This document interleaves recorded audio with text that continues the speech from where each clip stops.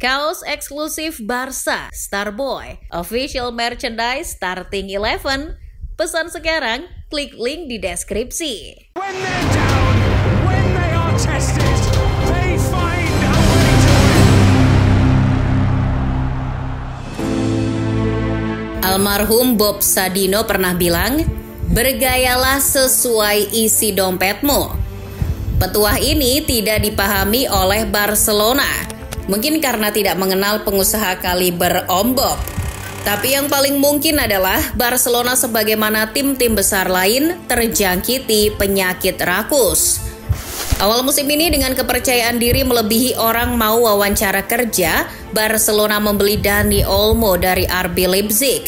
Namun mereka tidak sadar bahwa keuangan mereka mampunya membeli Nathanael Sringoringo daripada Dani Olmo. Barcelona terbentur tembok kenyataan. Meski bisa memakai Olmo di paruh musim pertama, di paruh musim kedua Barcelona terancam kehilangan sang pemain karena tak bisa didaftarkan. Ironisnya, kasus pendaftaran Olmo yang berlarut-larut ini tidak hanya membahayakan stabilitas tim, tapi juga posisi sang presiden. Bagaimana kisahnya? Mari kita telusuri bersama. Namun sebelum itu jangan lupa subscribe dan nyalakan lonceng notifikasinya agar tidak ketinggalan video terbaru dari Starting 11 Story. Memasuki musim 2024-2025, fans Barcelona dibuat bahagia dan nyenyak tidur seiring datangnya pelatih yang lebih becus dari Xavi. Kebahagiaan fans tidak berhenti di kedatangan Hans-Dieter Flick sebagai entrenador anyar, tapi juga kedatangan jugador baru, especially Dani Olmo. Dilaporkan ESPN, pemain serba bisa dari RB Leipzig itu diboyong dengan nilai transfer menyentuh 55 juta euro. Itu baru nilai transfer, ada tambahan lain sebanyak 7 juta euro berupa bonus. Totalnya, Barcelona mengeluarkan 62 juta euro untuk Dani Olmo. Saat membelinya, Blaugrana yakin Olmo akan bertahan lama, sehingga mereka langsung memagari sang pemain dengan klausul pelepasan sebesar 500 juta euro dalam kontrak hingga Juni 2030. Buat klub yang menginginkan Olmo sebelum kontraknya habis dan Barcelona tak sudi menjualnya, mesti merogoh kocek hingga 8,3 triliun rupiah untuk menebus klausul pelepasan tersebut. Klub sebesar Barcelona tentu tidak sulit mengeluarkan uang 1 triliun rupiah. Tapi yang mungkin tak terfikir ketika membeli Olmo adalah gajinya. Tim Katalan itu mesti membayar gaji Olmo selama kontraknya berlangsung senilai 49 juta euro. Nah, masalahnya bila Olmo masuk, Barcelona akan melampaui batasan gaji yang ditentukan La Liga. Barcelona pun terancam tak bisa mendaftarkan Olmo di awal musim. Namun La Liga yang baik hati memberi solusi. Oke, Barcelona boleh mendaftarkan Olmo asalkan ada pemain yang dilepas. Tapi Barcelona tidak melepas sebiji pun pemain di awal musim ini. Justru Barca kedatangan para pemain yang di musim sebelumnya dipinjamkan. Karena Javier Tebas punya hati yang bersih, La Liga kemudian memberi solusi lagi.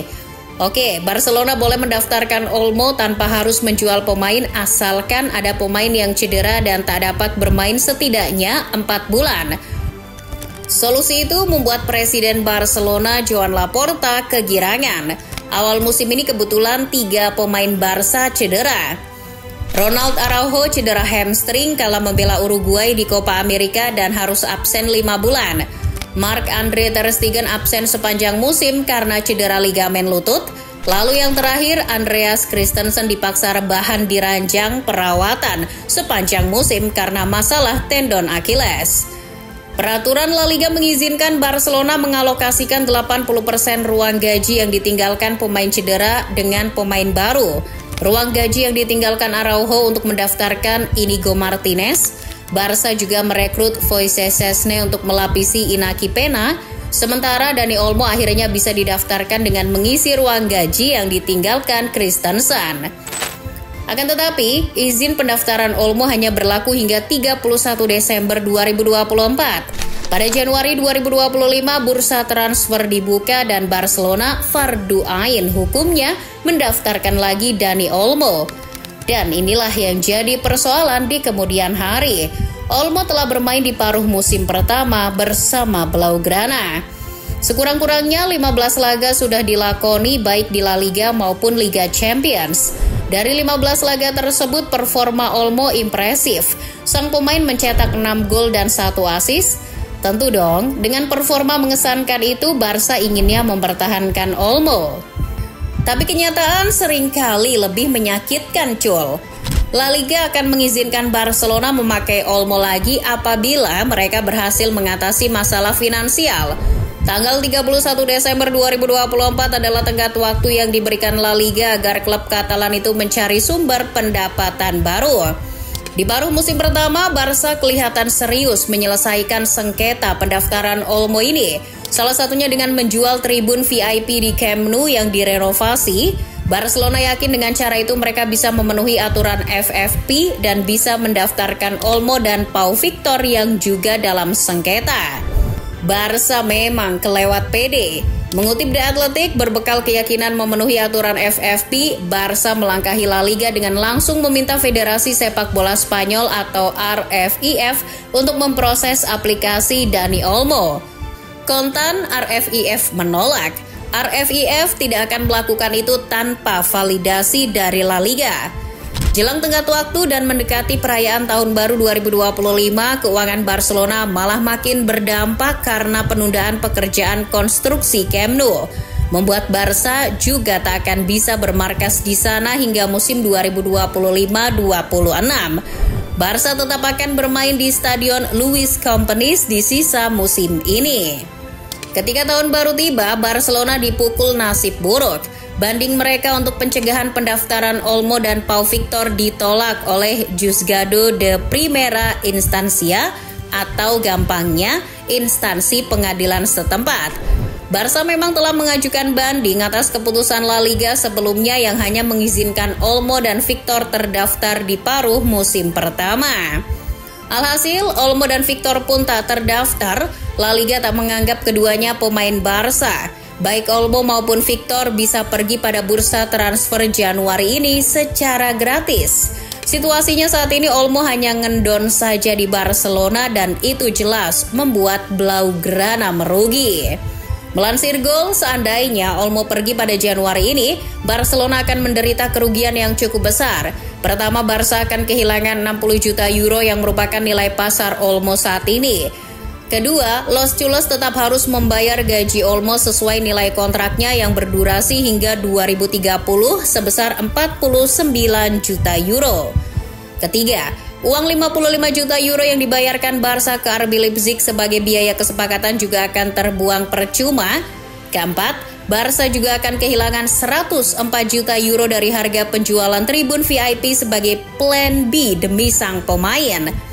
FYI aja nih, harga tersebut bukan harga yang dipatok Barca untuk tribun VIP. Harga aslinya 2 kali lipat dari itu. Tapi Barca rela memangkasnya demi Dani Olmo.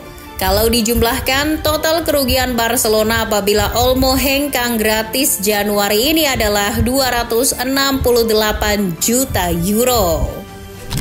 Kasus pendaftaran Olmo yang berlarut-larut ini juga mengancam posisi Joan Laporta. Sang presiden sudah didesak mundur, bahkan narasi bahwa Laporta munafik bermunculan.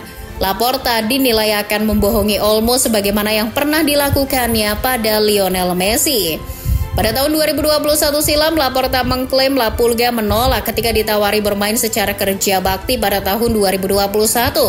Tentu saja, hal itu dibantah oleh Messi. Pemain Argentina tersebut mengklaim tidak pernah menolak permintaan dari Barca dan Laporta tidak menawarkan hal itu. Menurut laporan Diario AS, kontroversi ini akan berimbas pada elektabilitas Joan Laporta jelang pemilu presiden berikutnya. Kontroversi kontrak Dani Olmo akan dijadikan senjata dari pihak oposisi untuk menyerang Laporta. Terlebih, kasus ini juga berbuntut pada hilangnya kepercayaan dari mitra dan dewan direksi. Hingga narasi ini ditulis, kasus Olmo dan Pau Victor masih belum benar-benar tuntas. Barcelona masih yakin La Liga akan mengabulkan permintaan mereka. Di sisi lain, Sevilla, Atletico Bilbao dan Atletico Madrid mengancam akan menggugat La Liga apabila mengabulkan keinginan Blaugrana untuk mendaftarkan Dani Olmo. Wah, seru nih.